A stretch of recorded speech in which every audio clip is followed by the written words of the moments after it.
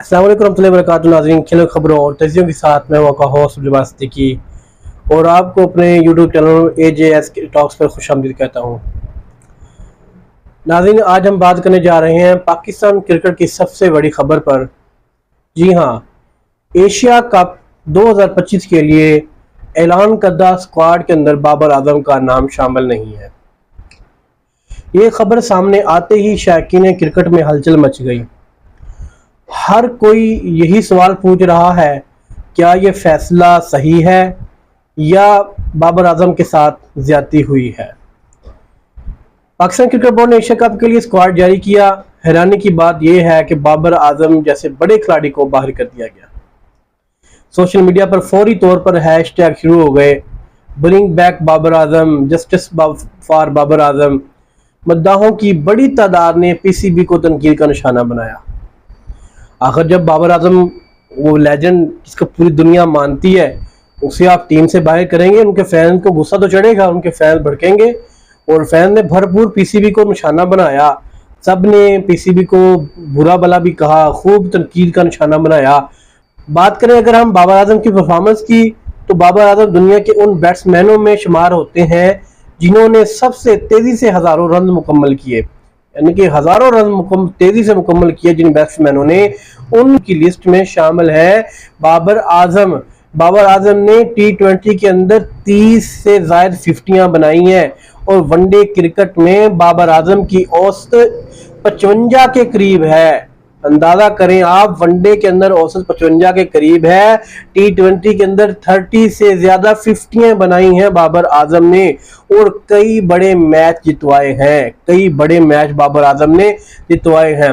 हाँ, गुज़श्ता चंद सीरीज में उनकी फॉर्म थोड़ी नीचे गई है, लेकिन क्या सिर्फ चंद मैचों की वजह से इतने बड़े खिलाड़ी को टीम से निकाल देना का यह दुरुस्त फैसला है? तो आखिर PCB ने ऐसा क्यों किया? ऐसा PCB ने फैसला क्यों किया? बाबर आजम को टीम से बाहर क्यों किया? पहली वजह यह बताई जा रही है कि बोर्ड नए खिलाड़ियों को मौका देना चाहता है। ठीक है, नए खिलाड़ियों को मौका देना चाहिए, लेकिन साथ सीनियर खिलाड़ियों का होना भी जरूरी है। एक बड़ा इवेंट खेलने जा रहे हैं आप, एशिया कप, और जो टीम जीतेगी वो पूरे एशिया की वो चैंपियन बनेगी। और उसके लिए आप टीम क्या भेज रहे हैं कि सारे के सारे नौजवान खिलाड़ी भेज रहे हैं कि जिन्हें तजर्बा नहीं है, जिन्हें किसी को पता नहीं है कि हमने बड़े इवेंट में करना क्या है। वहां पर 2-3 सीनियर्स का होना लाजमी था, बाबर आजम का वहां पर होना लाजमी था। बाबर आजम वो है जिसकी वजह से बाकी टीमों के ऊपर प्रेशर पड़ जाता है, लेकिन इन्होंने बाबर आजम को ड्रॉप किया। अच्छा, दूसरी वजह ये बताइए, ये भी गर्दिश कर रही है कि टीम मैनेजमेंट बाबर के दरमियान इख्तिलाफात हैं, और ये तो बात मशहूर है कि टीम मैनेजमेंट और बाबर आजम के दरमियान इख्तिलाफात है। टीम कहती है कि बाबर आजम स्लो खेलता है, बाबर आजम की स्ट्राइक रेट तो कम है, स्लो खेलता है। वो भाई, यहाँ पर मैं ये सवाल पूछता हूँ, जो आपका कैप्टन है, जिसको आपने कैप्टन बनाया है, उसकी स्ट्राइक रेट क्या है? 115 की, और बाबर आजम की स्ट्राइक रेट 129 की है। कितना फर्क है? ये पाकिस्तान है, पाकिस्तान में हमेशा हर काम उल्ट चलता है कि कम स्ट्राइक रेट वाले कप्तान भी बन जाते हैं, टीम में जगह भी होती है, जिनकी स्ट्राइक रेट ज्यादा होती है वो टीम से बाहर हो जाते हैं। कुछ मैनेजर का कहना है कि यह फैसला जाती पसंद और नापसंदीदगी की बुनियाद पर किया गया है, यानी कि पसंद आकिब जावेद, ये बात मशहूर है, हर कोई कहता है आकिब जावेद बाबर आजम को पसंद नहीं करता। और जब से आकिब जावेद आया है, सबसे पहले आकिब जावेद ने क्या किया, जब आया था टेस्ट के दौरान ये आया ये बंदा, तो इसने टेस्ट के अंदर से ही बाबर आजम को क्या किया, फारग किया, ड्रॉप कर दिया। अभी एक टेस्ट मैच हुआ था इंग्लैंड के खिलाफ, उसे ड्रॉप किया और उठाने को ले आया। इसने बाबर आजम को हर जगह पर, इस बंदे ने टोल किया, हर जगह पे बाबर आजम को इसने नीचे दिखाने की कोशिश की, बाबर आजम को इसने बाहर किया हर तरह से।